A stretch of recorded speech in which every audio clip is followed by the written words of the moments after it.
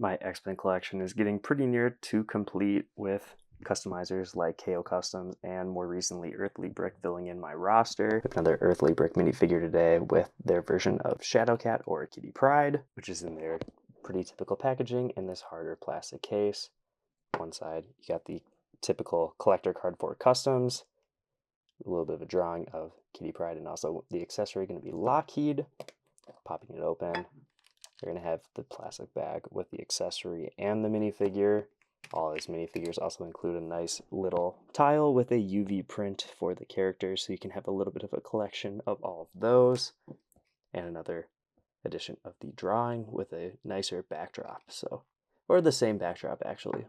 But I always appreciate to have like the cards that come with the minifigures. We'll start by looking at Lockheed, which is either a cast and copy or painted version of the baby dragon that was in the Dungeons and Dragons collectible minifigure series. I'd have to imagine that it is a cast since the print is pretty much exact. If you're hand painting these in some way, it would be hard to get the eyes in the same spot still. There is a little bit more of a glossy sheen to this. It's obviously not going to be like the same plastic as the Lego one, but shape-wise, exactly the same. So I think it's a good part usage and works for the character, especially since you're keeping in the Lego language by using an already existing Lego part, just getting it in purple. So, I think it works and scales pretty well, maybe a little bit on the large side. So you can see it right there next to the minifigure, where I feel like Lockheed should be like a little bit smaller, but I still think it works. With that being said, let's jump to Kitty now. I think overall Kitty Pryde is one of those tough to justify X-Men characters since her costume's so generic. I've had the purest version of her Sprite outfit in my Danger Room for the longest time, but I do think the like just yellow and black X-Men generic uniform is still pretty iconic for her, and I did want to get a minifigure of her if someone made it. That's what we got here. There are a couple different custom molds with the armbands as well as the hairpiece, which I do think is a cast of an official Lego Friends hairpiece since it has the accessory hole still, but it is hard plastic instead of the rubber that they usually are. But it did make it a little bit tight on the head, unfortunately. And I am noticing that the yellow plastic in the print isn't a perfect match, and even the mold for the armbands is a little bit off of both of those. So that's a little bit disappointing to see. I guess those yellows match up a little bit better, actually. Like usual, I'm going to say I do like the printing here. It's a little bit interesting that like the V shape there with the yellow, there's a little bit extra on the hips, so it looks a little bit off, I would say. The legs are going to be black with the yellow. Where the holes are there, you can see there's a little bit of print kind of leaking around. Same for like the bottom, which could look a little bit iffy in certain angles if you're doing pictures. There's even like a little extra bit of printing on the arms for some creases in the sleeves, which I know I've seen in a couple of their figures if I remember right. So there's a little bit of extra detailing at least. And I think the belt looks good. Nothing to complain about there. The shadows feel, I guess they're gray, but maybe a little yellowish gray. So that's kind of an interesting color that might just be something they decided on, not an official Lego color, but maybe that's just my eye getting confused from the yellow already on there. Or I guess it would make sense if they did a gray yellow for the sort of muscle lines that are on the character. I guess that would make sense to blend it a little bit better than just straight gray. So I guess that would make sense actually. I can't remember, are there anything? Yep, we got yellow boots on the inside of the legs, so we got full wraparound legs. That looks good. Probably no printing underneath the armbands. We'll just take off one for now. If you're doing this, don't lose the armbands. See right there, nothing, just the creases that we could already see. And the armbands are going to be specific to the side probably, and it's a pretty typical connection for those type of arm pieces. But you can see that there is no yellow on the inside of the arm, so a little bit incomplete there on the design, but I guess that makes sense. I'm pretty sure these are generic pieces that Argus has made that I'm sure customizers can kind of reuse if they want to for the characters. It has a little bit of extra length to the arms since Lego would usually just do the hands as gloves and no extra anything. So it's a little bit of an added upgrade, so really can't complain there. This face print I feel like is pretty good with that cocky grin.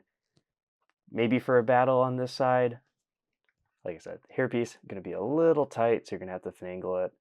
Probably going to have to do it off camera since, want to be careful. And I am thinking it is a cast since there is still the Lego logo on this. So that's kind of interesting. You can see there's a little bit of thinness to the plastic where light is showing through. So you want to be careful with this.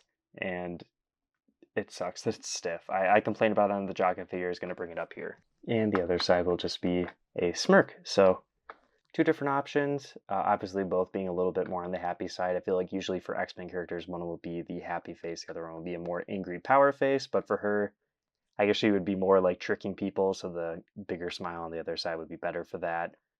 And her powers aren't as aggressive, I guess. I guess that would be how I would justify that. I think the parts usage here, everything works pretty well, and there's not like a physical way to display her power, so it's not like you need different power blasts or anything. So I can definitely see why that is the way that it is, that nothing extra is included. And obviously Lockheed is going to be the best choice for an accessory, so glad to get that. I guess maybe she had like an Excalibur sword or something, but I think she even had a different suit there. It would have been the Sprite suit. So I don't know what else you would have included. I think the other face design is a little bit more interesting, so I'll probably use that. With that being said, though, let's go to some comparisons and the final verdict. This is a weird case again for a character where I do really like the idea of Shadowcat, but unfortunately, compared to some of the other X-Men characters, she just ends up being a little plain. Like I said, she doesn't have a power that is super visually interesting where you can have cool power-ups for it. You just have to like build a gap in between some bricks and put the character in the middle of it.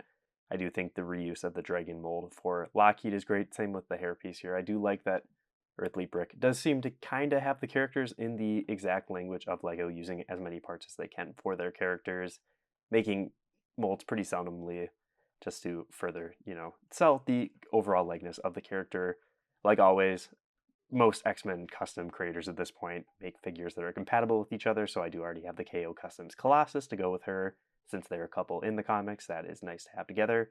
Plus, other characters from either X-Men 97 or 90s comics. We're going to be able to put all these together, which is nice.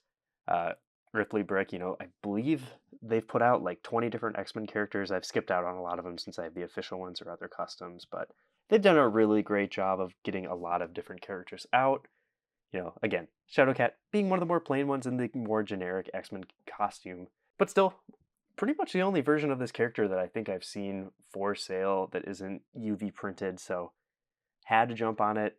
Again, with a nice accessory being whatever they did for Lockheed here, making him purple, whether it was a new mold or dyeing or painting the official piece. Not a lot I would actually change here, even though I'm complaining about how plain it is. The added molded glove tops are at least a bit of a plus to give it a little bit more value.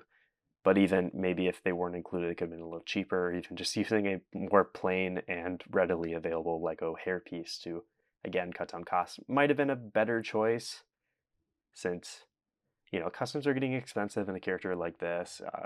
I feel like this is one of those ones that you can have for a lower price and maybe even army build the body a little bit, have a head pack with some different character options to fill in the rosters, whether it's like Danny Moonstar, other New Mutant characters. That would have been nice to see.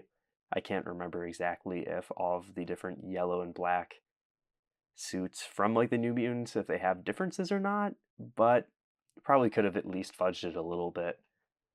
With that being said, just another character that I really wanted, getting, again, really close to finishing up my lineup of X-Men characters, and hopefully I'm going to have a complete collection soon. If you want to see more custom LEGO X-Men videos or custom LEGO videos overall, check out all the content on my channel. If you want to help out even further, feel free to join as a member for some additional perks. Like always, I have been Brick Radiop, and I'll see you in the next video.